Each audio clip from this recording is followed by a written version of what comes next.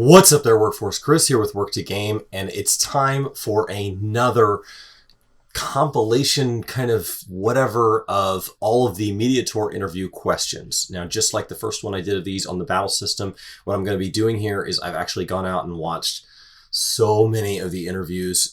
Yoshi P gave 37 in total, and in those interviews there were multiple media outlets present in some of them, so I know like we shared ours with Reddit, and so I've kind of put them together and I've broken them into categories. This one's going to be on PvE content. I really kind of tried my best to divide up battle system and PvE. That was kind of difficult. So there's going to be several here. What I've done is I've done my best to sum up the question as precise as possible, and then sum up the answer quite a bit. And so if any of these answers interest you, if you want to see exactly what was said, then I encourage you to look at which outlet asked the question, and then I will include links below to that interview so that you can just go out and find the interviews that you really want some interest in. I saw some comments on the last video that said, hey, I don't even know who all these Final Fantasy XIV creators are. Well, maybe if you notice across these videos that there's an outlet that keeps asking questions on topics and in ways that you like, then that's a good way to find some of these other 14 creators, because there's so many out there. They're doing a fantastic job of covering this in every way, from written articles to podcasts to streaming to YouTube. There are just so many ways to consume content about Final Fantasy XIV, so let's dive in. Now, the first one is from mythic over at MTQ Capture. So with New Game Plus being introduced to allow the potential replayability of the MSQ, is there any possibility of adding challenge modes to earlier dungeons where you can play these again at higher difficulty? For example, you would have to run Sastasha to do part of the MSQ. When you do it on New Game Plus, is there any difficulty added, or are you still synced down to the original? Now, in all these articles, I did not put any of the questions that was done in our interview because I assumed that our audience had seen that video. And so I know Brian and I asked about kind of challenge modes, Mythic Plus, things like that. So New Game Plus is not that far off of that question. And Yoshi P responded by saying New Game Plus is not going to add any difficulty, period. So Mistech went to say, okay, are there any thoughts of ever creating an ever-increasing difficulty mode for those past dungeons, similar to the Mythic Plus system in WoW? A much more direct question here, similar to what Brian and I asked. And he said, it's something that could be considered, but would take a lot of resources and would alter the patch pace that we have right now if we had more resources. So he basically says, he said that he really liked WoW's system in many ways. Like, I don't think he said that he wanted it exactly, but if he had the same number of devs, if he had more time, or if he felt that it was okay to basically alter the content cycle. So if they took away resources from what we get now. So maybe if the game gets bigger, he considers their version of it. I don't think it'd be a direct import. Anything they've learned from other games wouldn't be a direct import.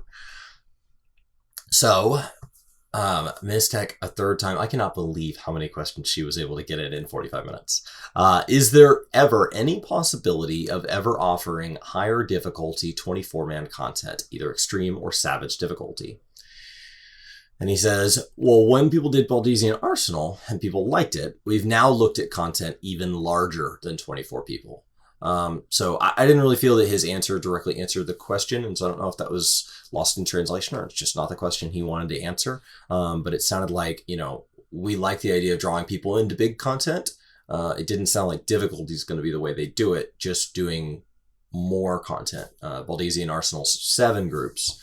And so it's a great deal bigger than 3 groups. It's something that I've watched people do, never got a chance to do. It's a good reason to clear that last Eureka, and I look forward to seeing what they do with it in 5.0. Mistech, for a 4th time here, recently I've been hearing from a lot of new players that the post-ARR, A Realm Reborn, MSQ chain is significantly longer and could potentially deter them from continuing their journey into Heavensward. Is there any plan to address this in the future? This question comes up a lot at FanFest and stuff because people do. They make it to level 40 or 50 and then they just never get into the 60s and the 70s.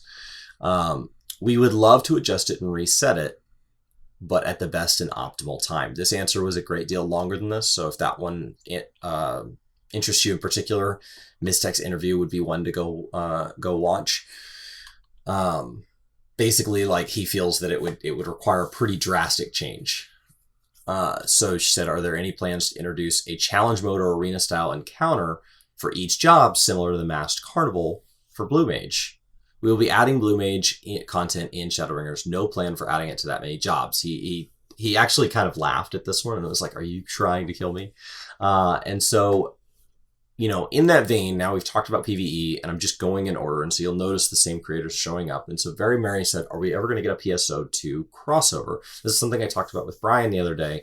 And I couldn't remember the exact question. And he said, as short as that was, and he said, we will not be getting a crossover likely ever. PSO2 is really Japanese only. They don't have a worldwide game, and they don't want to do a crossover that doesn't have a connection everywhere that Final Fantasy XIV is published. Yokai Watch and Monster Hunter World were both expanding to a worldwide audience, and moving forward, we'd be looking at partnering with games that would already have a worldwide audience. So when we talk about games we'd like to see them partner with and like to cross over with, it's interesting to see what one of the filters they look at is, so that we know what a reasonable expectation might be if we were trying to make a short list of games that they would be introducing as the next crossover. Golden Tot and Frosty went on to say, I was curious to the plans you have for unsyncing old Ultimate fights. Will you allow that, or will you have it to be still available as an achievement later on? And he said, we have no plans to make changes to either raise the minimum eye level or remove unsyncing. The value of the weapon and the achievements will be maintained. We are making plans for the next Ultimate and will reveal information when it becomes available. Keep in mind, there was another question on Ultimate fights in my previous video about the battle systems and how that affects it. And I want to say that one was Mistech. And so Golden Tot said, okay, will there be 3 Ultimates in 5.x? And how do you decide how many? Keep in mind, guys, that they had said there was originally going to be 3 in the 4.x series, and we ended up only getting 2. We plan content out looking years in advance, not patch by patch. So we will have to decide the pace ourselves. Blue Mage, as an example, took 3 patches to make. So we will have the 5.x series, I think he said 2 or 3. So we need to have the 5.x series finalized by the end of June. This is a theme that I've caught across a lot of his interviews, this end of June dead date. The next expansion planning begins in August after launch. It's amazing to think about being that fast. In terms of Ultimate, that is all decided in that end of June timeline. This is where and when those battles take place, or if we move on to something new. We planned on 4.1, 4.3, and 4.5 having an Ultimate, but after being told how exhausting it would be to have it every 6 months, we cut the 4.5. And that sounds like he was talking about both the players complaining at 4.1 and the dev team complaining at 4.1. So they cut the 4.5 mid-cycle, right? They had the plan, they cut it. But people were looking forward to it after clearing it. So it sounds like they got kind of into the 4.1, 4.3 side, and they were like, oh, this is awesome. Can't wait to see the final one.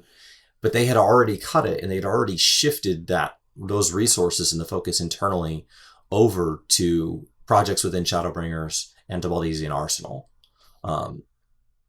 So, you know, that cycle had already been used up. We also want to point out that there are only 3 developers that can even create content like this on the 14 team, and creators like that are very rare worldwide. So he basically, you know, one of the things he said at the panel on this at the North American Fan Fest for Shadowbringers was that it really took a big toll on the people who created this. And so finding people that were passionate about it also has to do with which fights they pick to be ultimates, and how those fights ride out. So I know there was a question in the battle system, like if they would ever kind of restrict reses and stuff. And so like a lot of this is left in the trust of those very small teams that can do it. It's not just an issue of throwing a lot of devs at it. It's a very specific vision that makes content function at that level, where you can have the top players in the world be challenged to play at the very top of their level to clear it. So Golden Dot and Frosty went on and said, a lot of high-end players want new challenges. So what about 4-man content? We have small challenges for higher tier 4-man content groups to as a way to bring back old content, and find ways to make it challenging, using the same assets you already have. Because that's one of the things we hear. It's resource expensive. So this is a really clever question. And it says like, hey, there's a cheaper way to challenge us, right? Like if you could just add scaling factors to existing dungeons, right? RM Vale already challenges new players. Imagine if they made RM Vale harder, it would challenge existing players. Do we make considerations for high end? Yes, it's always a consideration. We do fear that 4-man would be very peaky if even one person is off. This kind of touches on the response they had in our interview. So how many people will attempt something like that when it is so difficult that what we would put as a reward doesn't make the casual players hate it, but that it's worth it? So they were afraid kind of that if we put a big reward in it and there are players who can't achieve it, that they'll resent the content because I can't go get that reward. But if we don't put something in that good, then why would the people who can clear it even do it? This would be as intensive as Ultimate development. Like they believe this would take the same level of development cost on their team. It would be scratch ideas and new codes. So it's not just the assets, and we would have to risk sacrificing other content to get this. So every time we've decided this so far, it sounds like they literally kind of said, okay, do we think we should build an Ultimate, or do we think we should build a complex 4-man? Ultimate has always been decided as the better use of resources. They also fear that certain group comps would really come out ahead and don't want to make that. So we focus on 8-man groups. That it's easier within an 8-man group to guarantee that every class is going to be allowed in the group, as opposed to in a 4-man. If people decide Red Mage is mandatory, that's half the DPS slots. So Red Mage would become this huge meta where everybody has to have one that wants to get into that content. This was a much longer answer. This was one of the ones that I took note of here, that he really slowed down and talked about this a lot. So just be sure that Golden Todd and Frosty did a great job of playing off each other's questions. It's why I keep giving credit to both of them in these answers, even though you can hear the difference in their voices, because it really felt like their interview was very cohesive. Me and Reddit screened each other's questions so that we wouldn't ask the same thing, but it was very much, okay, you're going to go down your list, I'm going to go down mine, and I'll cut an either on your list, but we were very much back and forth on topics. So it was neat to see these guys playing off each other. I think part of that's they were the first interview of the day, and so they hadn't done a lot of the demo, and so they were really forced to make this much more of just a typical Q&A and less of a response to what we'd already seen, as opposed to we were the last one of the day. So way to go, guys. It'd be a hard slot to have. What are you looking forward to most for the community to experience in Shadowbringers? With 14, we are very proud of the content that we make that falls under the Final Fantasy banner. The main story quest brings a lot together, and we want to deliver to our players something that touches on the core part of the story. With 6 years of history, there will be a lot of links to past content. So we hope the community enjoys the MSQ. And then he kind of went on to say that he feels that Shadowbringers is the best story yet. So this is something that he really hopes people slow down and enjoy, and they slow down and they watch the cutscenes, and they, it seems like they put a lot of effort into this. And from everything that I've read and heard from all these interviews, especially the ones where like Yoshipi's audio was left in, where you can kind of hear his passion and then hear the translator say what he was saying, I think that finding out that a whole bunch of people just skipped through Shadowbringers to try to get World First 80 would be really disappointing to him. So I'm going to do my best to slow down. I'm somebody who really struggles with not just pushing through story because I want content, and like in my mind they're separate. In my mind, like I go watch movies with my wife and we hang out with friends and family doing that. And when I play games to see mechanics. And so it's something that has always been divided in my head, and it's something that I've really tried as I played 14 to kind of bridge that gap. There are games that I've slowed down for story, but it always catches me off guard. I'm like, wow, I don't know why that does that to me, because it's the exemption. So I think players like me should maybe try this time giving it a fresh take like you did in ARR, and in ARR you ultimately decided I can skip cutscenes. Maybe this time try it, and if you skip, then you skip. But it's worth starting from scratch. And we'll do one more here. Mr. Happy, will Savage players still have 2 parts to bosses? So they saw quite a few issues with like the double boss design. They didn't like that you were sent back a whole boss, and then every week that you had to get through it, there was this gatekeeper boss to get to the content with loot. And so they wanted to shift to what... And Mr. Happy noted that his response was a pivot system. That was the word, pivot. And now keep in mind, guys, that when a word gets singled out like that by us, in interviews and stuff, that it doesn't always mean the same thing in English that it meant in Japanese, right? The translator's looking for something that has the exact same emphasis and scope.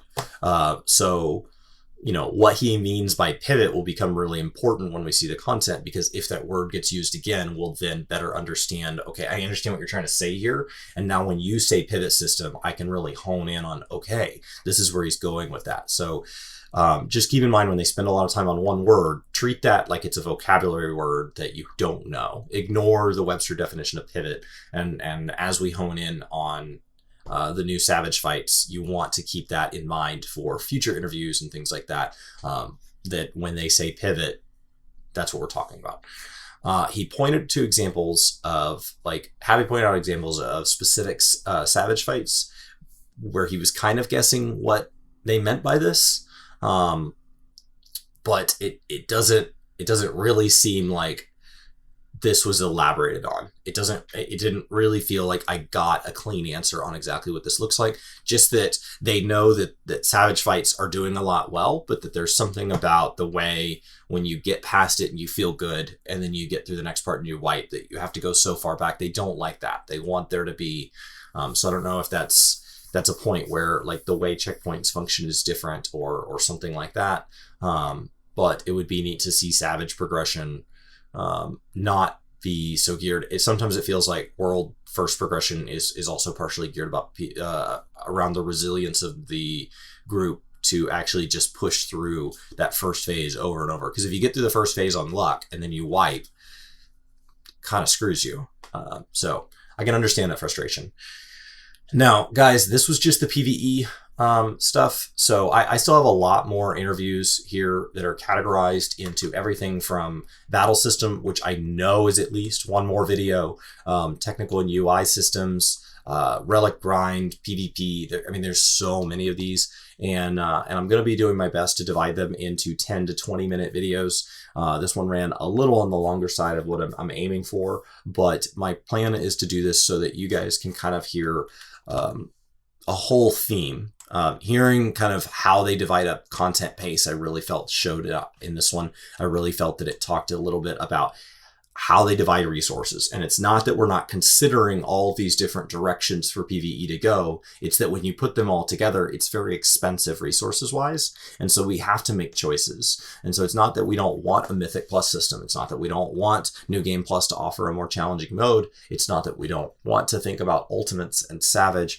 It's that when you talk about all of this as a whole, that every time we do, we say, okay, which out of these doors do we want to go through? And historically, we've walked through similar doors each time. And if they decide to change pace, that's going to come at a cost. So I thought that was really interesting. Hopefully you guys did too. Links will be in the description below to all of the ones I went with here. I know Ms. Tech got a lot in on this subject. There are some other subjects where you'll see that one or two creators kind of dominate the discussion when I get a chance to kind of frame what Yoshi P seems to be thinking about it. But we have less than 2 weeks to go until Shadowbringers, so let's get excited. I hope you guys are enjoying these. I hope that you're enjoying getting hyped for the game, that you're getting ready to secure your pre-order if you haven't already done so, and that we will see you guys in Shadowbringers. My name is Chris with Work2Game. Have a fantastic day, and I'll see you next time. Oh, excuse me. What's up, Workforce? Chuck here, telling you should totally like, favorite, subscribe, share, dance. Raise your hands in the air. I'm off camera. I'm off frame. I'm new at this. Hey, listen. Yes. You haven't hit that subscribe button. You totally should. I recommend it. Chuck approved. Anyway, also, thanks to all the Patreons. You're in the corners. Whoa!